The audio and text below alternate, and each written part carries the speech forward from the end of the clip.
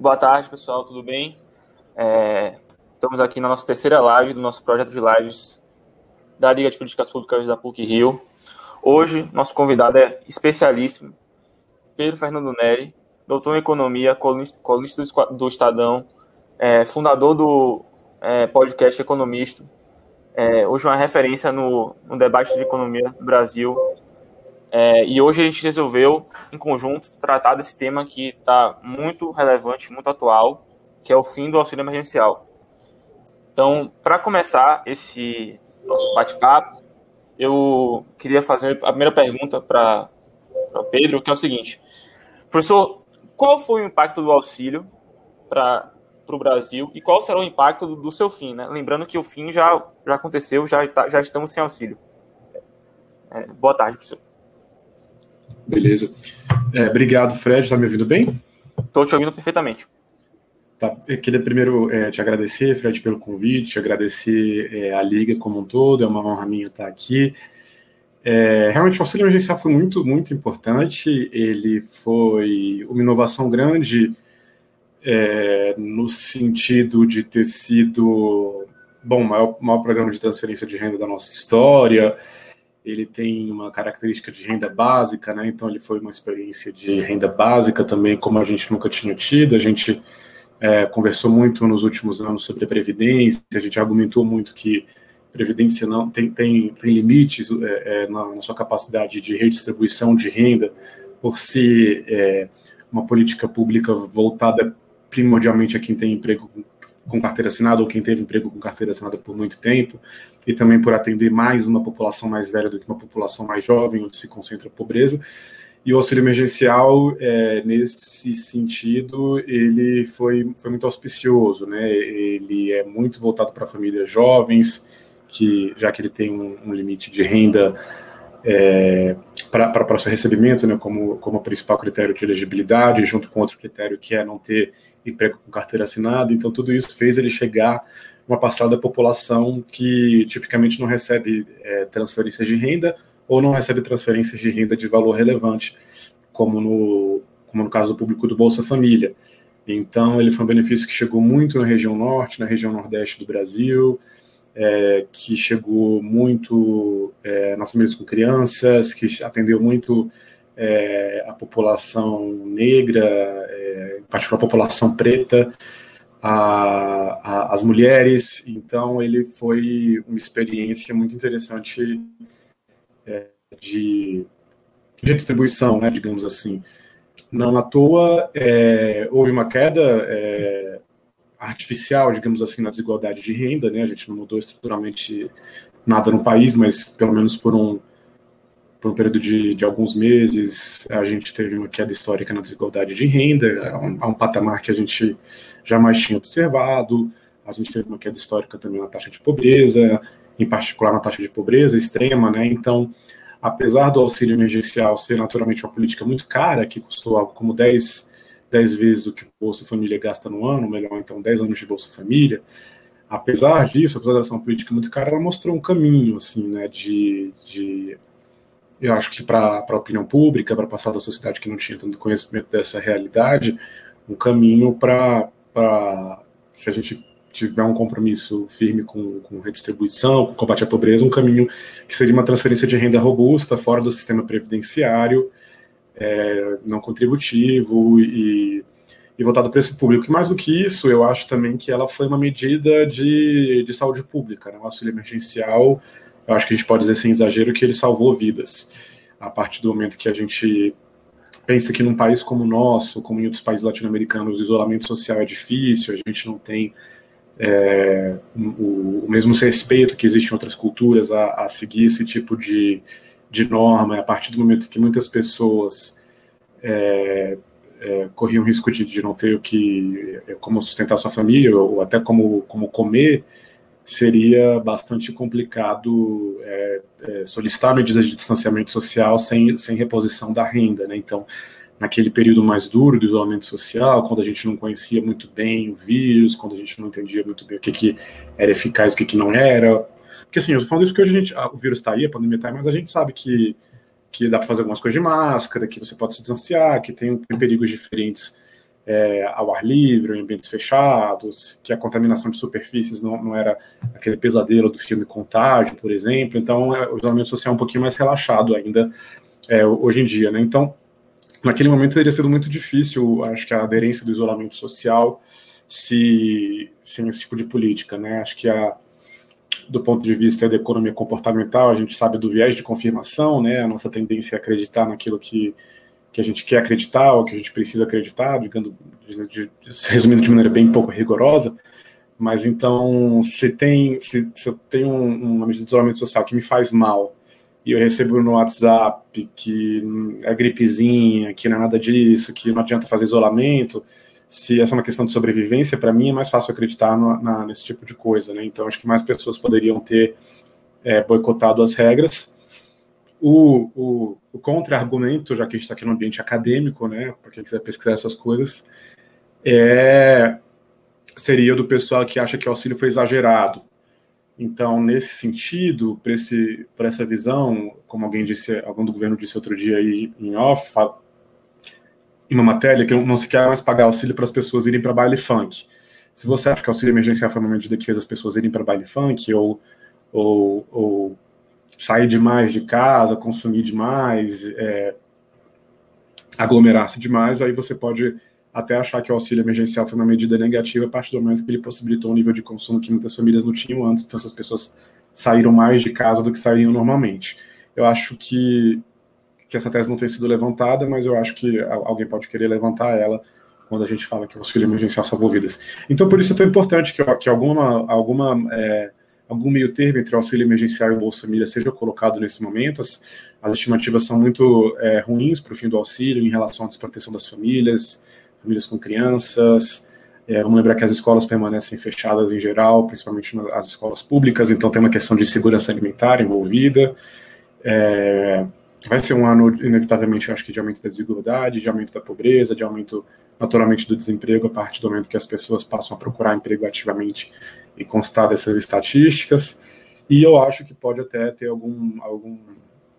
afetar de alguma forma o contágio, né? As pessoas precisam agora procurar emprego, precisam acreditar em teorias conspiratórias, talvez.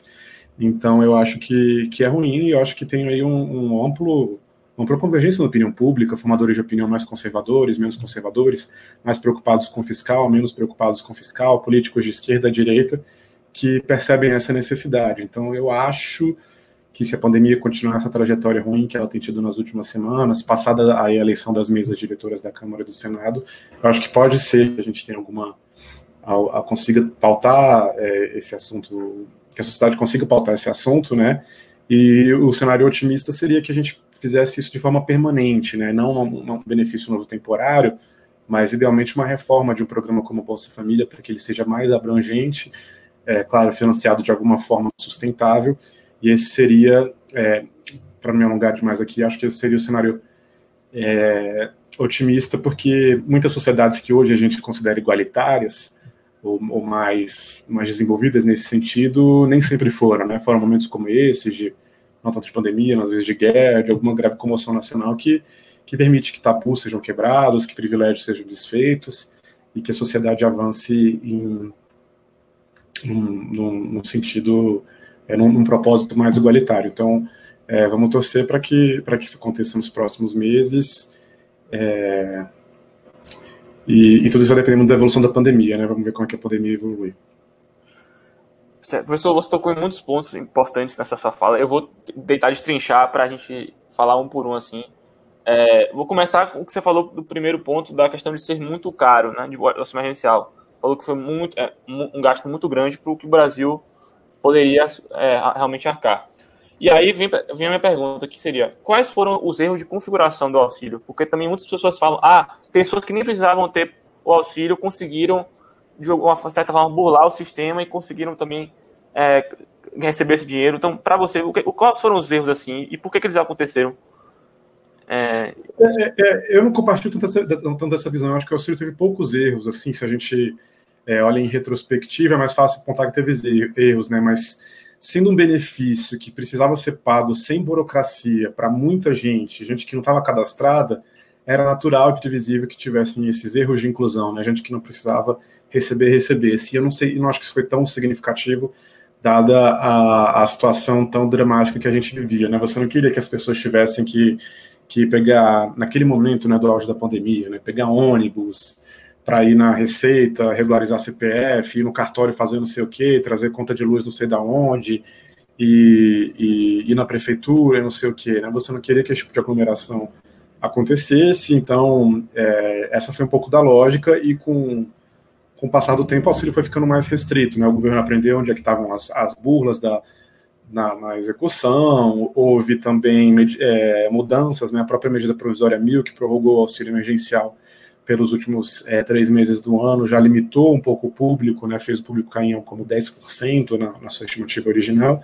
Então eu não acho que, assim, tudo bem, gastou-se muito, mas era uma situação meio que de guerra, e muito longe de ser o pior gasto que a gente realizou, né? Tanto quanto quando a gente considera despesas transitórias, quanto despesas permanentes, né? Então, assim, num universo em que o gasto primário normal continua sendo de mais ou menos 1,5 trilhão de reais, tem muita coisa menos importante, que foi bem menos útil no sentido de ajudar a saúde pública e de combater a pobreza, do que o auxílio, né? Então eu acho que a gente precisa de um pouquinho de cautela para não estigmatizar demais esses benefícios, né? É natural que um benefício tão generoso tivesse, de fato, alguma questão nesse sentido, mas eu não acho que foi tão relevante. Eu acho que, com o cadastro único que a gente possui, com a expertise que a gente tem, a gente não precisa se preocupar tanto com isso para uma política permanente.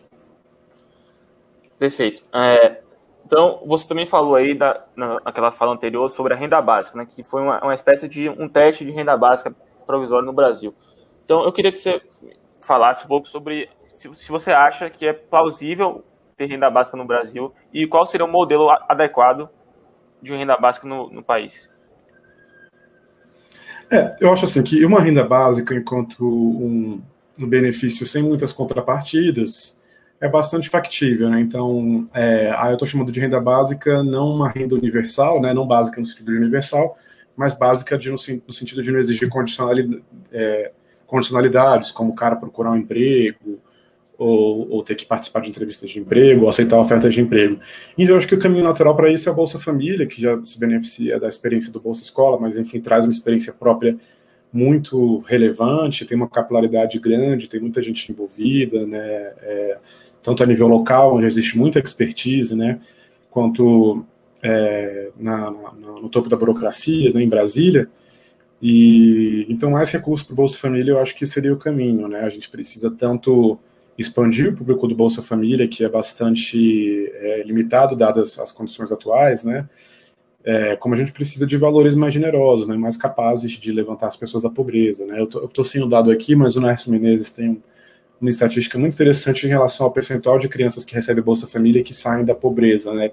Quer dizer, a maior parte delas, eu acho, ou boa parte delas, mesmo recebendo Bolsa Família, continua numa situação de pobreza, né? Então é uma melhorazinha, mas ainda muito pouco, né? Então, eu acho que com o tempo, assim, ao longo das décadas, a gente adquiriu condições financeiras e condições administrativas de operar um programa assim, né? Que talvez lá em 88, quando a gente fez a Constituição, isso não fosse uma realidade, né? Pagar um benefício para a família sem nenhuma contrapartida, né? A gente ainda tinha uma lógica previdenciária envolvida, que a pessoa tinha que contribuir e tal. Mas, olhando um orçamento de 1,5 trilhão, sem constar os gastos indiretos, os gastos tributários, né, as chamadas renúncias fiscais, que o governo deixa de arrecadar de uns 300 a 500 bilhões, a depender do que você considera nessa conta, você tem aí um universo de uns 2 trilhões de reais, o Bolsa Família consome algo como 30 bi, é muito pouco, né, então algo como 2%, ou até menos, seria muito bom que você tivesse um orçamento de 100 bilhões para esse tipo de política, ou talvez até 200 bilhões. Eu acho que num mundo paralelo que nós aqui se juntássemos e fizéssemos a conta na planilha e nós fôssemos o ditador benevolente lá da teoria, a gente consegue fazer, assim, olhando os gastos. Isso aqui faz menos sentido, isso faz mais sentido. Politicamente é difícil, mas assim, arranjar aí valores maiores, eu acho que a gente tem como sim, sem aumentar déficit, sem aumentar dívida.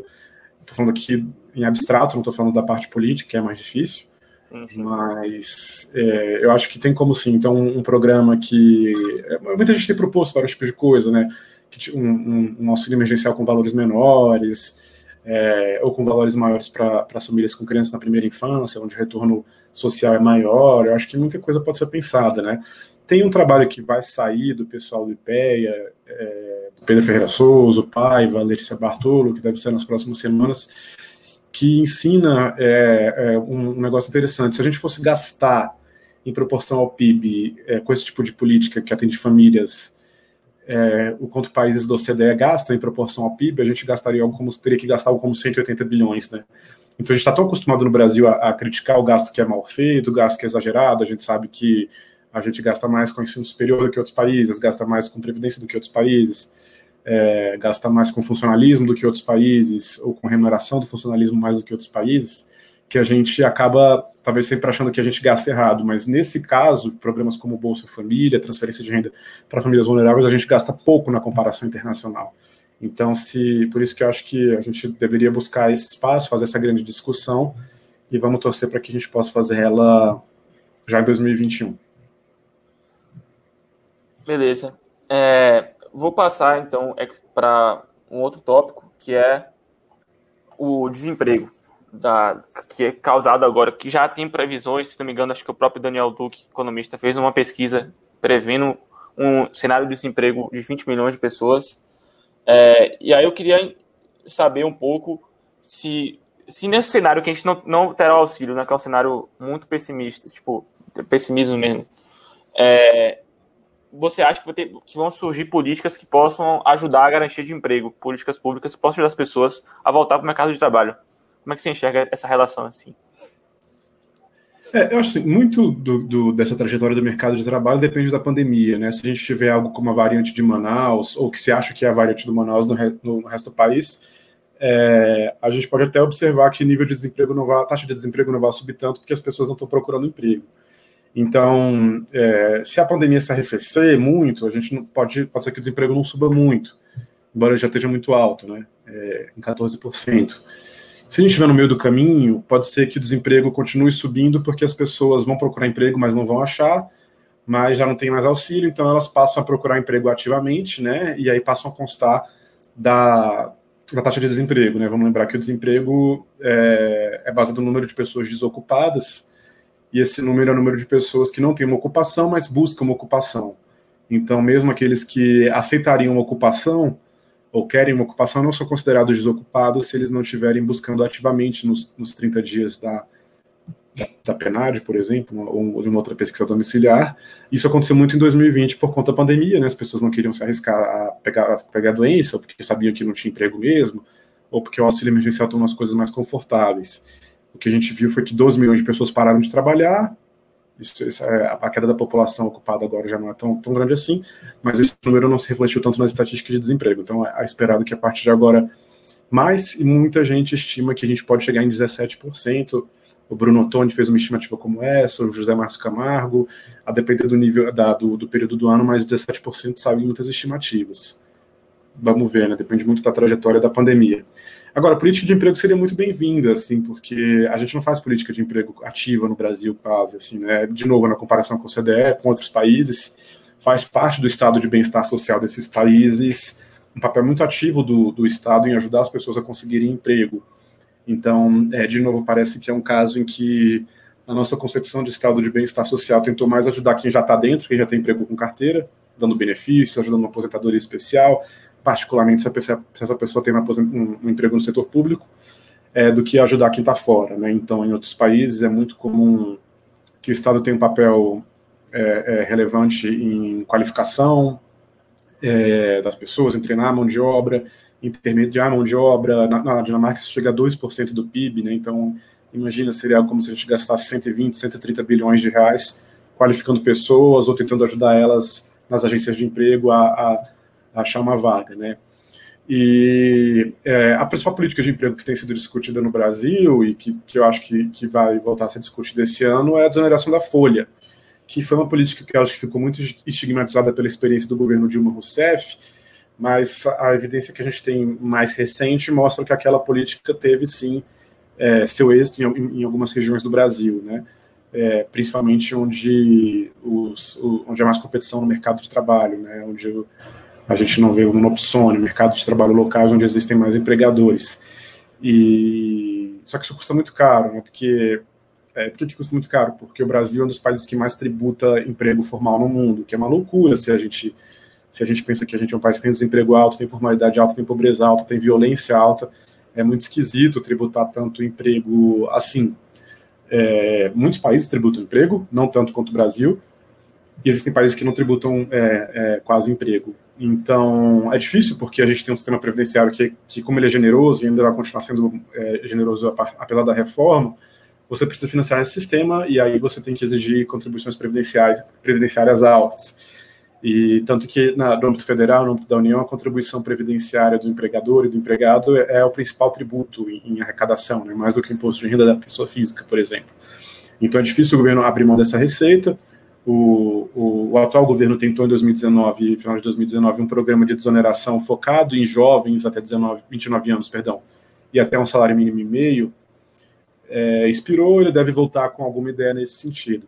Na verdade, muito do que se fala sobre CPMF no Brasil vem dessa discussão, né? Existe uma visão do ministro Paulo Guedes de que a gente tem que desonerar a folha, tem que compensar de alguma forma, e a CPMF seria isso. Então, é até uma coisa que a gente tem que pensar, né? CPMF, de fato, todo mundo gosta de falar que é ruim, eu também acho que deve ser ruim, mas acho que a gente tem que cotejar. É pior do que a contribuição previdenciária, ou não sendo pior, a gente não pode achar uma outra fonte.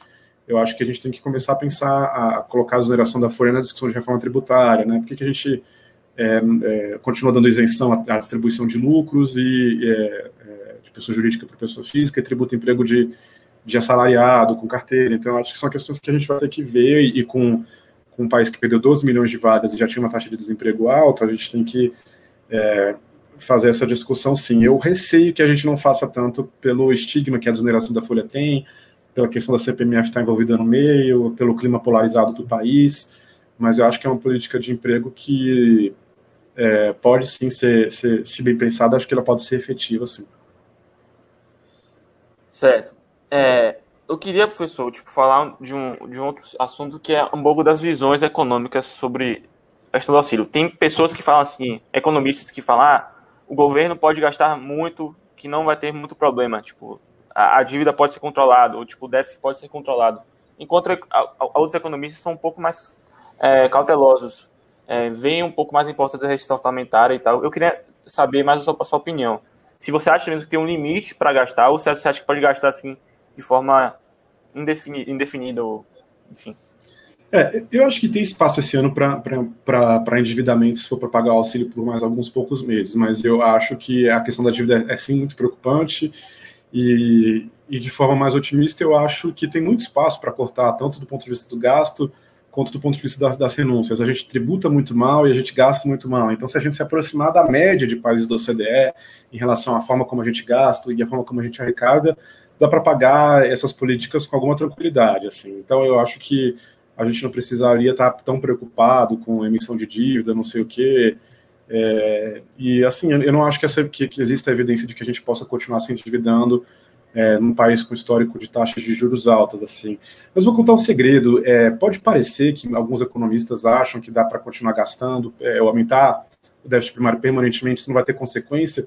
Mas, na verdade, ninguém acredita nisso, assim, se você conversa mais assim, a portas fechadas. É claro que no debate político existe uma demanda por esse argumento, e alguns economistas mais ligados a partidos políticos, ou ao partido político A ou B, nesse momento, estão dispostos a oferecer essa visão. Poderia ser o contrário, esses partidos poderiam estar no governo e outros caras na oposição falando, mas assim, vamos lembrar que o próprio governo da presidente Dilma Rousseff apresentou um projeto de teto de gastos, né, que em alguns, ele não se beneficiou do avanço da discussão no Congresso, ele não foi discutido, então provavelmente ele seria mais maduro do que a versão que eu vou criticar agora. Mas a versão que foi apresentada era muito mais dura do que essa em alguns aspectos. Ela era um teto proporcional ao PIB, então quando o PIB caía, como caiu agora, o corte da despesa teria que ser brutal, né? Como a gente sabe, o teto de gastos vigente ele é reajustado pela inflação, não pelo PIB, então não se admite variação negativa. O teto não pode diminuir, ele só aumenta, né?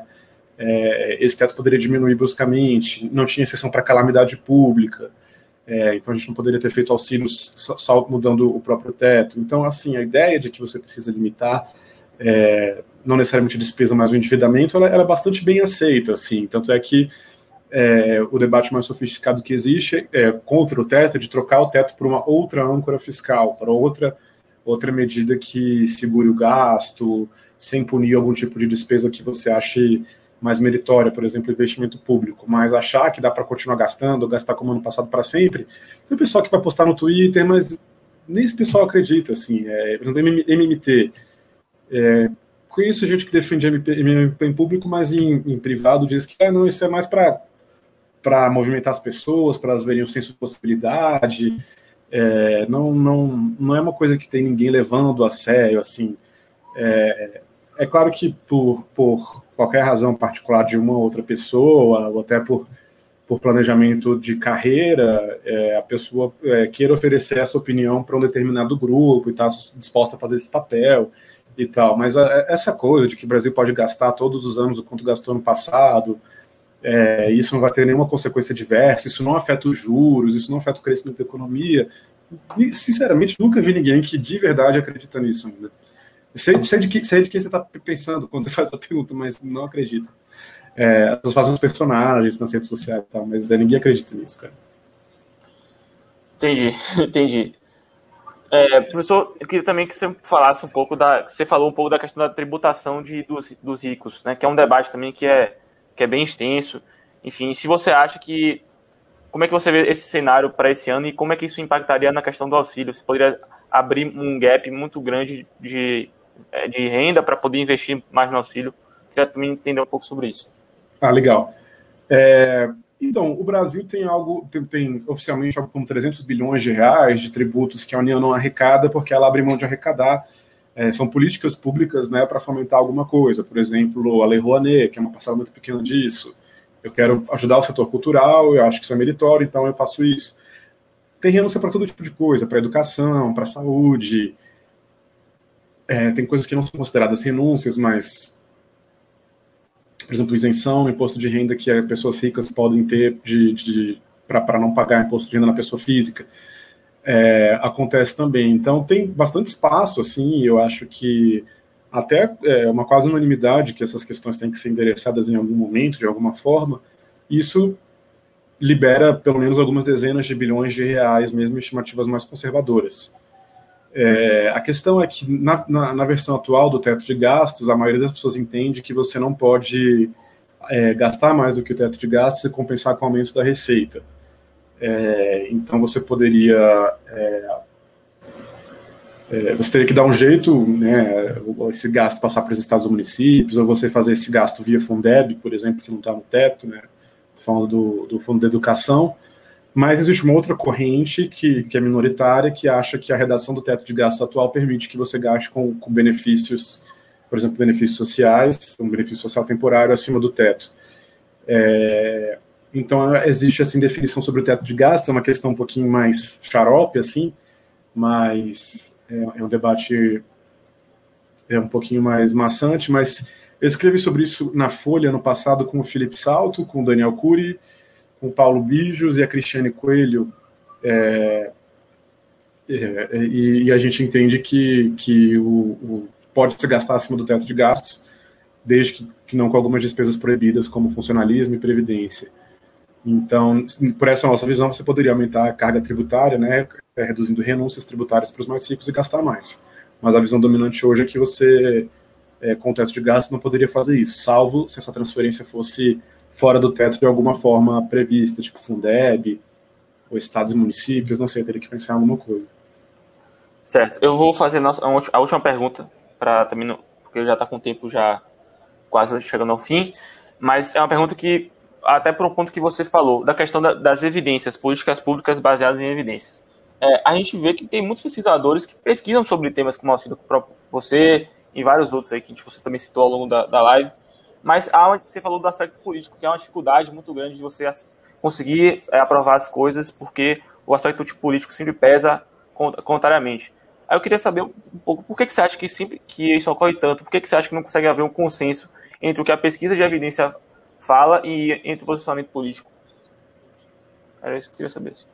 É uma boa pergunta. Eu acho que isso não é um problema só do Brasil, né? Acho que acontece no mundo todo, né? A questão é que grupos estabelecidos têm todos os incentivos para tentar manter as políticas que os beneficiam, né? Então tem voz na opinião pública, tem capacidade de alguma forma apoiar o poder político direto ou indiretamente. Então eles têm acho que conseguem se fazer valer dessa opinião. Mas uma coisa que eu acho mais conformista, eu acho que é uma forma de ver o copo mais cheio, é a gente tentar pensar menos em pontos ótimos, que é o que a gente está acostumado a pensar na teoria econômica, né, em otimização, na política ideal, e pensar talvez em tentar enxergar, não sei, onde tem os picos múltiplos, alguma coisa assim, tentar imaginar que você tem um leque grande de opções e que qualquer medida que for que você puder pegar e for nessa direção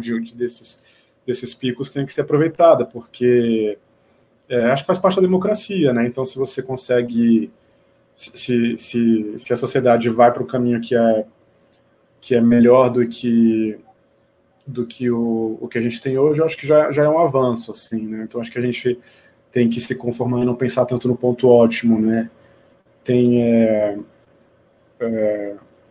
uma frase do Obama que é legal, acho que eu li alguma biografia de algum assessor dele que eles estavam meio frustrados de não conseguir fazer a mudança que eles queriam e eles conseguiram um avanço incremental ali. E ele falou, não, better is good. Né? Então, assim, melhorar é bom. Então, assim, não é excelente, é better, só melhorou, mas better is good. Eu acho que é uma forma que a gente pode pensar. A gente pode imaginar N formas de imaginar o melhor programa de transferência de renda, mas se a gente já consegue transferir um pouco mais de renda para quem tem menos e tirar um pouquinho de onde esse gasto de onde esses recursos, seja gasto direto ou indireto, menos eficiente, né, ou menos ajuda a nossa função de bem-estar social, acho que já é jogo, né? Então acho que tem que ter essa flexibilidade, acho que faz parte, o mundo todo é assim, e eu acho que torna mais suportável a gente acompanhar a evolução das políticas públicas se a gente não se prende tanto ao ponto ótimo. Beleza. Professor, eu queria agradecer demais a presença. Você Eu que agradeço. Foi uma grande aula, eu aprendi bastante. Para quem não conhecia a gente, sintam-se bem-vindos. Nós faremos mais lives ainda nesse mês de fevereiro. Estamos quase lá. E é isso, eu só tenho a agradecer também. Em nome de toda a Liga, desejamos muita sorte aí nos trabalhos e torcer para que o Brasil continue melhorando. Dá certo. E o auxílio volte. Obrigado, Fred. Obrigado, pessoal da Liga. Foi conversar com vocês. Vou assistir as próximas. Obrigado.